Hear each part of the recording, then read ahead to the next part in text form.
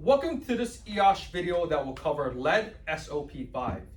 In lead SOP5, it will cover minor disturbance of surfaces coated with lead paint. The very first thing you must do is print out a copy of this SOP and have it on hand.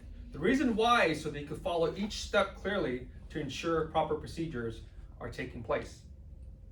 Please note this SOP has two parts. One part covers procedures for removing and replacing drywall, and it also covers procedures for removing, peeling, or flaking paints on surfaces. For this video demonstration, we will only do one part of it, which is removing and replacing drywall. The next thing you'll need is you want to ensure that you have an approved WRR in place and have that printed out. The reason why is because that WRR will eventually needs to be posted in the work area so building occupants can know it is approved work and what that work entails. Additionally, this is a pretty important part. This SOP will only be used if it is removal of less than 6 square feet of drywall coated with lead paint. If it is more than 6 square feet, you cannot follow this SOP and you must contact your SECM for further assistance. So now we are about to do the work. So you want to make sure you post your WRR like I said. And in that WRR, it will let you know if you will need to modify the building HVAC system or even possibly shut it off.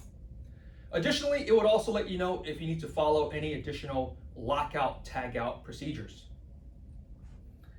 So the very first thing you want to do is you want to restrict the work area. So you can restrict it by having caution tape, warning signs, or barriers. That just ensures that people, authorized workers, are in the work area and everyone else is not. The next thing you want to do is you want to consider using 6mm poly as you see over here, especially if it's over carpeted surfaces, fabric surfaces, or workstations. So you want to lay it out like this with 6mm poly, and that's to catch any type of debris or dust that will be generated. Next thing you want to do is you want to make sure you have all your equipment that you'll need on hand, such as having a drywall saw, a water bottle with water that's to be misting to make sure that dust generations are low. You want to have your wet wipes. You want to have your waste bags, duct tape to tie up your waste bags, and obviously you're going to need a HEPA vacuum. You also want to make sure you have your PPE. At a bare minimum, you're going to need safety glasses and gloves. You might also need additional PPE such as hard safety shoes, hard hats, hearing protection, or even possibly fall protection based on the hazards that you will be encountering while carrying this task out. Now that we have our PPE on, the key thing you want to do is you want to have your spray bottle with water in it. The key thing is to mist the work area and keep it wet. The reason why we keep it wet is to ensure to minimize dust debris. In this case, it's always better to have 2 people to help you out. In this case, I have my coworker here that will help me wet the material down and also mist while I cut. So in this video demonstration, we will be cutting into drywall that you see over here. Obviously, before you cut into anything, you want to mark it out with rulers and draw lines before you do any type of cutting. For this video, we're just going to do a brief cut just to show you how to cut into drywall and also contain the paint flakes or any type of dust that will be generated. So the very first thing you want to do is you want to lightly mist the drywall, but you don't want it drenched. The reason why is because if you put too much water on it, you will damage the drywall. So first thing you want to do is just lightly mist it. Thank you. As you can see, it is lightly misted right over here. And now I pretend I drew my marking. I'm going to cut it right down the middle, and we're going to start cutting. As I cut, my coworker will mist, and you'll see that the dust will be really minimal.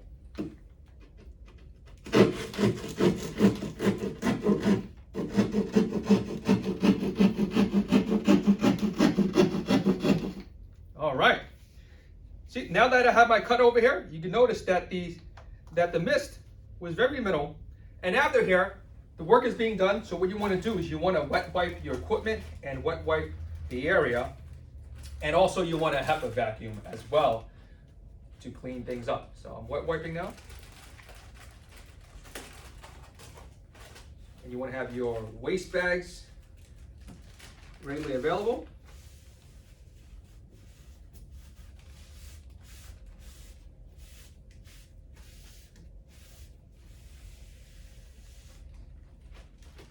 Okay, so you notice my surfaces now is clean with no dust generated.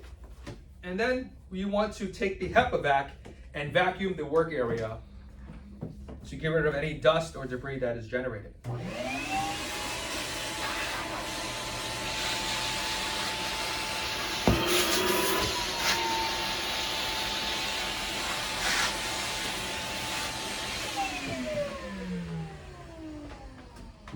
Afterwards, now that the work area is clean, you had your cut done, what you want to do is you want to place any waste into your waste bag.